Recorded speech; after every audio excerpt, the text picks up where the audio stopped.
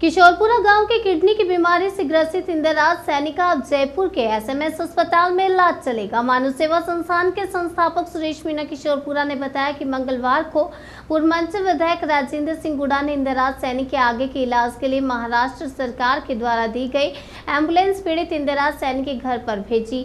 इनके द्वारा घर से इंदिराज सैनी के साथ महेश गुर्जर, लीलाधर सैनी, ओम प्रकाश सैनी और राजू राम सैनी को लेकर एम्बुलेंस जयपुर के एसएमएस स्थित पूर्व मंत्री के बंगले पर पहुंची, जहां गुड़ा के सहायक चिकित्सक कमल खंडेलवाल, हनुमान खंडेलवाल, रोशन महावर ने एसएमएस के वरिष्ठ चिकित्सकों से इंदिराज के इलाज के लिए लंबी वार्ता की। वार्ता के बाद चिकित्सकों की सलाह के अनुसार किडनी की बीमारी से ग्रसित इंदिराज सैनी को CBC, ESR, PT INR, LFT, RCT, एचबीएसएजे, एचसीबी, एचआईवी ब्लड सहित अन्य दर्जनों जांच करवाकर इंदिराज का इलाज शुरू करवाया। गौरतलब है कि इंदिराज पिछले 14 माह से गंभीर बीमारी से ग्रसित चल रहा था। इंदिराज की दोनों किडनियां डैमेज हो गई हैं। उनके घर की स्थिति बेहद अधिक खराब होने के कारण इंदिराज मरणासन अवस्था में था। गत 13 सितंबर को गांव के समाज सेवी सुरेश मीणा किशोरपुरा अपनी टीम को लेकर इंदिराज की सुध लेने मीडिया के साथ इंदिराज के घर पहुंचे। खबर मीडिया की सुर्खियों में आने के बाद इंदिराज की हम सब सहायता करेंगे के नाम से एक ग्रुप बनाया गया, जिसमें क्षेत्र सहित प्रवासी राजस्थानियों की ओर से 7,50,000 से ज्यादा सहयोग राशि जुटाई जा रही है। अब इंदिराज के आए दिन होने वाली डायलिसिस के पैसे नहीं लगेंगे। को लेकर जयपुर पहुंचे हैं।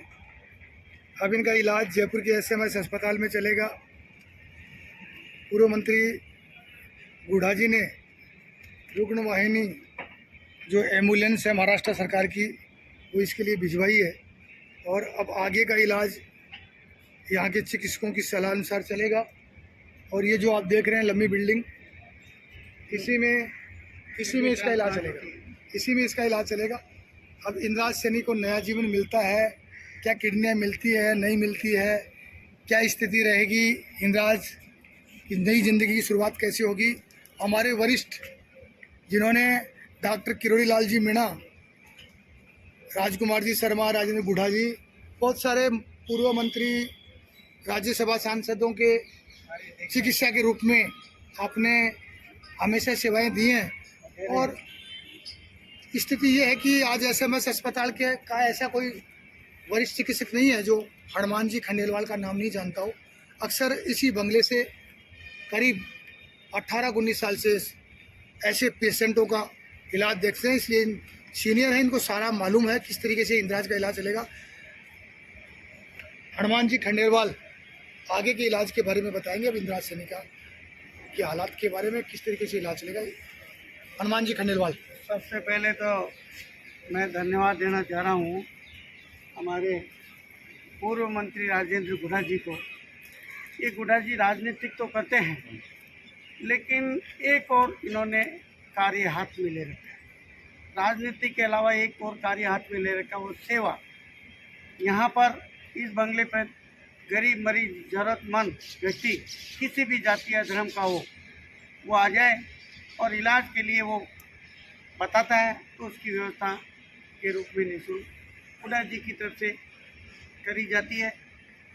और यहाँ खाने पीने की व्यवस्था भी उनके लिए, आवास प्रवास की भी करीब हम इन्होंने 75 बेड लगा रखे और 3-4 कमरे हैं, जिनमें महिलाओं का अलग और पुरुषों का अलग, मरीजों का अलग, मरीजों के परिजनों का अलग 10 टॉयलेट बाथरूम बना रखे हैं।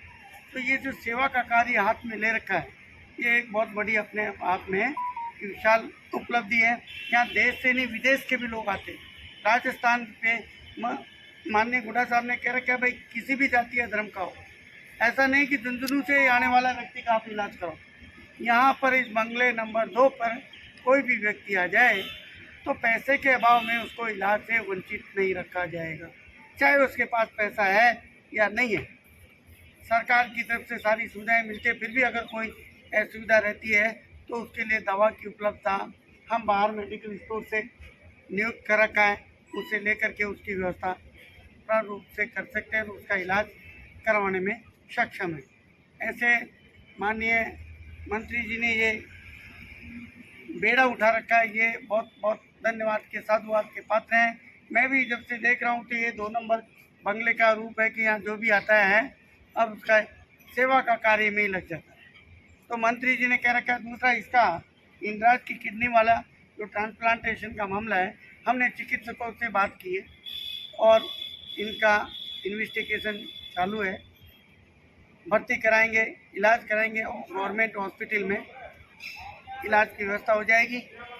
पैसे की ज़रूरत नहीं पड़ेगी क्योंकि सरकार की तरफ से पूरी सुविधा है, इसमें कोई दिक्कत नहीं। फिर भी अगर कोई कमी रहती है तो माननीय बूढ़ा साहब ने कह रखा है कि कहीं कोई कमी किसी प्रकार की खाने से लेकर के इनको आवास प्रवास से लेकर के दवा दारू से कोई वंचित नहीं रह सकता है और नहीं कराई जाती है। बाकी यहाँ के चिकित्सकों के भी हम आभारी हैं, वो बहुत बहुत धन्यवाद के पात्र हैं कि जब भी हम उनको आग्रह करते हैं, हमारे आग्रह पर वो बिल्कुल खरे उतरते तैयार रहते हैं। किसी भी जाति या धर्म का हो, आग्रह सुनते हैं, तुरंत इलाज की प्रतिक्रिया करते हैं। इसलिए इलाज से वंचित तो किसी सूरत में नहीं रखा जाएगा। उनसे यह सभी लोगों का सहयोग मिलता रहा है। धन्यवाद। जय भारत। थैंक यू, बहुत बहुत शुक्रिया।